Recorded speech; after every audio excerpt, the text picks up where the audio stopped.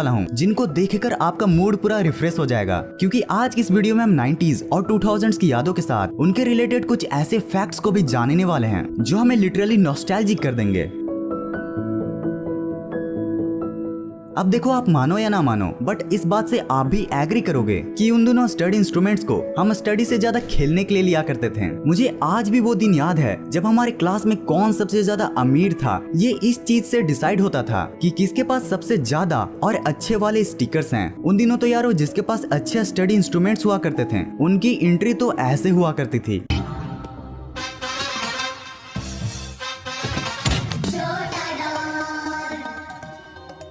कौन है ये बटला? और अगर टीचर के हत्थे चढ़े तो एग्जिट ऐसे हुआ करती थी। चल हो जाना 2-11 चल चल चल चल तेरी तो सीधा उठा के लास्ट बॉल पे छक्का मारा, छोड़ूंगा नहीं। अच्छा, उन दिनों तो स्टडी इंस्ट्रूमेंट्स का तो क्रेज था ही, पर उसमें भी जिसका सबसे ज्यादा क्रेज था वो थी ये रबर वाली पेंसिल्स। हाँ, जिसको हम लिखने से ज्यादा चबाया करते थे। अब इस चबाने वाली बात से भी फनी बात मुझे तब पता चली जब मैंने इस पेंसिल के बारे में थोड़ा रिसर्च किया। रिसर्च करने पर मुझे ये पता चला कि इस पेंसिल के ऊपर इस छोटे से रबर को लगाने का भी एक पेटेंट बना हुआ है। मिलिए जोसेफ रॉकेनडर्फर से। ये वही महाशय हैं जिन्होंने मार्च 30, 1858 को इस रबर वाली पेंसिल का इन्वेंशन किया था। शुरू हुई पेंसिलों की दौड़। अगर आपको ये कार्डबोर्ड से ज्यादा बैट लगता था और ये पेन से ज्यादा तलवार, तो यारो आप सच में एक ऐसे चाइल्डहुड के फेज से गुजरे हो ना जिसको किसी भी चीज से तुलना नहीं की जा सकती। नहीं बिलीव होता तो चलो इस लाइन को पढ़कर बताओ। अगर इस कोड को आपने डिकोड कर लिया होगा तो फिर आप तो समझ ही गए होंगे कि ये इंग्लिश का नहीं बल्कि एक हिंदी का ही पूरा फ्रेज है। आप इन पोस्टर्स को देख रहे हो, ये उन दिनों सिर्फ पोस्टर्स नहीं हुआ करती थी बल्कि हमारा सपना हुआ करता था जिसे हम छोटे छोटे गेम शॉप्स में जाकर जिया करते थे। पता नहीं आज तक आपने कितनी ही मैजिक ट्रिक्स देखे हैं, पर अगर आपने कंघी वाला इस मैजिक ट्रिक को नहीं देखा तो भला आपने क्या ही देखा।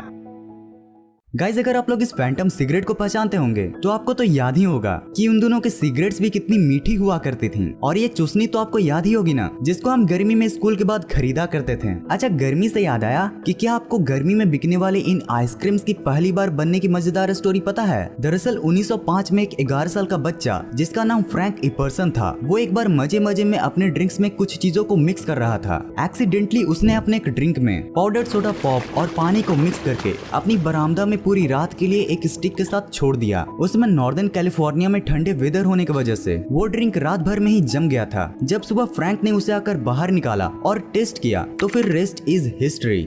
बचपन में खिलौनों की दुनिया हमारे लिए कुछ अलग ही डायमेंशन वाली दुनिया हुआ करती थी और 90s के खिलौने तो अलग ही लेवल की हुआ करती थी। मैं ऐसा क्यों बोल रहा हूँ, ये आपको इस चाबी को देखकर ही याद आ जाएगा। हाँ, जानता हूँ ये कैल्शियम का डब्बा है, पर उन दिनों यही हमारा खिलौना हुआ करता था। लोकल फेस्टिवल में मिलने वाले इन खिलौनों को हम लोग 2 फेज में ट्रीट किया करते थे। पहले फेज में आम बच्चों की तरह खेलकर और दूसरे फेज में उन्हें इंजीनियर की तरह तोड़कर। और भाई पता नहीं इस मोटर और इस मैग्नेट को देखकर हमें क्या ही नशा छा जाता था। मतलब इसको हम लोग ऐसे ट्रीट किया करते थे जैसे एक दिन हमें ये आसमान में ही उड़ा देंगे। वैसे ये दोनों ही ये काम कर सकते हैं। मोटर्स तो कर ही सकते हैं पर मैग्नेट्स भी कर सकते हैं। यस गाइज, इवन एक मैग्नेट भी आपको उड़ा सकता है। शायद आप लोग को ना पता हो, पर एक टर्म होता है डायमैग्नेटिक लेविटेशन, जिसके अनुसार अगर आप किसी बहुत बड़े और बहुत ताकतवर मैग्नेट के ऊपर चले जाओ तो आप उड़ने लगोगे। 90s के हम उन टीवी शोज और कॉमिक्स को कैसे भूल सकते हैं जो आज भी हमारे दिमाग में मीठी यादें ताजा कर देती हैं। Railway station and bus stand पर मिलने वाली एक कॉमिक्स को आज भी अगर हम पढ़ने बैठे तो गारंटी खत्म किए बिना नहीं उठ पाएंगे। गाया बाया उन्हीं कार्टून शोज में से एक था जिसे 1986 में दूरदर्शन पर लॉन्च किया गया था। ये इंडिया का फर्स्ट सीरियलाइज्ड एनिमेशन भी था। यारो चलो अब उस टीवी शो को भी याद कर लेते हैं जिसके बिना हमारा बचपन बचपन का हो जाता। एक ऐसा सुपर हीरो जो सच में हमें कुछ सच्चा और अच्छा करने के लिए इंस्पायर करता था। वैसे इस शो के बारे में एक मजेदार बात तो ये भी है कि इसमें जो गंगाधर कैरेक्टर था ना, वो अमेरिका के कॉमेडियन जेरी लेविस के इस वाले कैरेक्टर से इंस्पायर था। और यारो अगर आपने शक्तिमान शो को पूरे सही ढंग से देखा होगा तो आपको ये तो पता ही होगा कि इसमें शक्तिमान के पास जितने सुपर पावर्स थे उतने ही इस शो में विलन्स थे।